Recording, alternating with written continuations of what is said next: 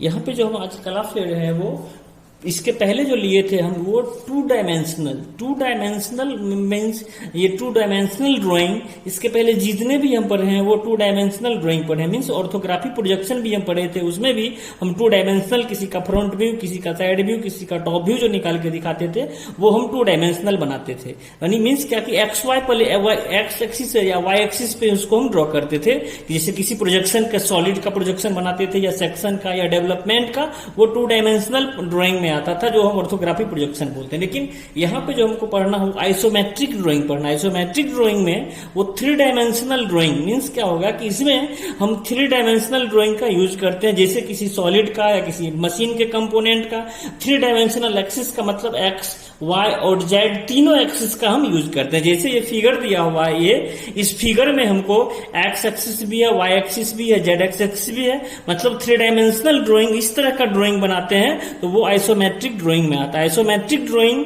जो है वो दो प्रकार से हम बनाते हैं, एक बनाते हैं आइसोमेट्रिक व्यू, दूसरा बनाते हैं आइसोमेट्रिक प्रोजेक्शन।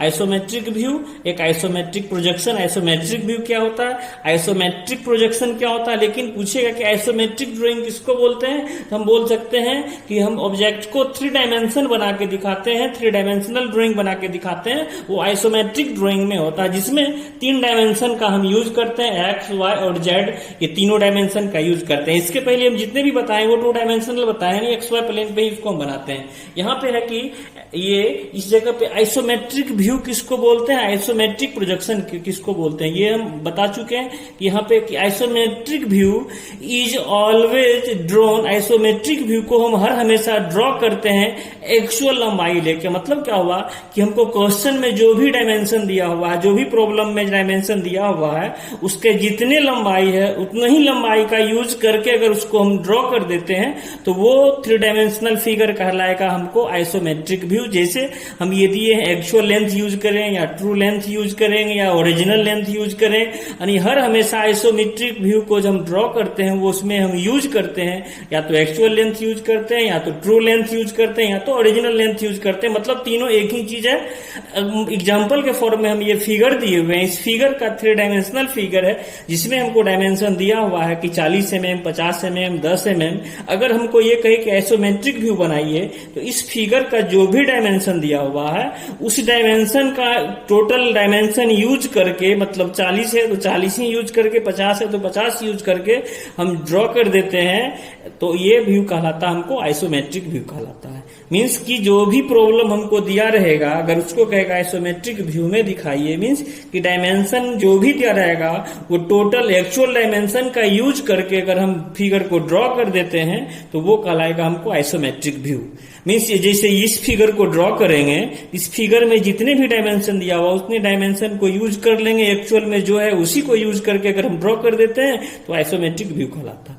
और एक आइसोमेट्रिक प्रोजेक्शन आता है। आइसोमेट्रिक प्रोजेक्शन हर हमेशा आइसोमेट्रिक व्यू का रिड्यूसिंग फॉर्म होता है, मतलब कि ये जितने डायमेंशन का होता है इससे कम डायमेंशन हम यूज करते हैं आइसोमेट्रिक प्रोजेक्शन में। आइसोमेट्रिक इससे कम डायमेंशन यूज करते हैं, इसलिए हम लिखे आइसोमेट्रिक प्रोजेक्शन जो है, आइसोमेट्रिक प्रोजेक्शन का व्यू का रिड्यूसिंग फॉर्म जो है आइसोमेट्रिक प्रोजेक्शन है। मतलब ये जो फिगर दिया हुआ है इस फिगर में हम इसका कम करके यूज करके बनाएंगे तो आइसोमेट्रिक प्रोजेक्शन कहलाता है। Isometric projection is always drawn using the isometric length.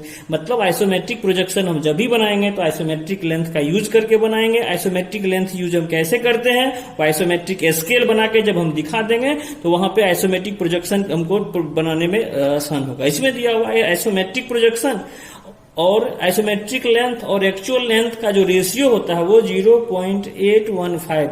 यहाँ पे से हमको अगर आइसोमेट्रिक लेंथ निकालना है तो 0.85 में एक्चुअल कहने का मतलब कि जितना ये लंबाई दिया हुआ उस लंबाई में अगर हम 0.851 को मल्टीप्लाई कर देते हैं, वो जो लेंथ आता है रिड्यूसिंग फॉर्म करके कम करके वो लेंथ हमको आइसोमेट्रिक लेंथ कहलाएगा। और उस लेंथ का यूज करके जो प्रोजेक्शन बनाएंगे उसको हम आइसोमेट्रिक प्रोजेक्शन बोलते हैं। इसलिए आइसोमेट्रिक व्यू, आइसोमेट्रिक प्रोजेक्शन यानी isometric view, isometric projection isometric view का एक छोटा सा फॉर्म है, और ये जो हम यूज करते हैं इसमें एक्चुअल डायमेंशन को यूज नहीं करके रिड्यूसिंग डायमेंशन का यूज करते हैं। जिसमें हम एक्चुअल डायमेंशन का यूज कर लेंगे वो आइसोमेट्रिक व्यू कहलाता है, जिसमें हम रिड्यूसिंग डायमेंशन का यूज कर लेंगे उसको आइसोमेट्रिक प्रोजेक्शन कहलाएगा। इसलिए इस फिगर को अगर हमको कहे आइसोमेट्रिक व्यू में बना के दिखाइए तो जितने भी डायमेंशन है वो सारे डायमेंशन का यूज करके एक्चुअल में बना देंगे, आइसोमेट्रिक व्यू कहलाएगा। और ये इसको कहेगा अगर हमको आइसोमेट्रिक प्रोजेक्शन में आप दिखाइए इस फिगर को, तो इस फिगर का जितने भी लंबाई है उस लंबाई को रिड्यूसिंग करके मतलब 0.851 से मल्टीप्लाई करके ऑल डायमेंशन का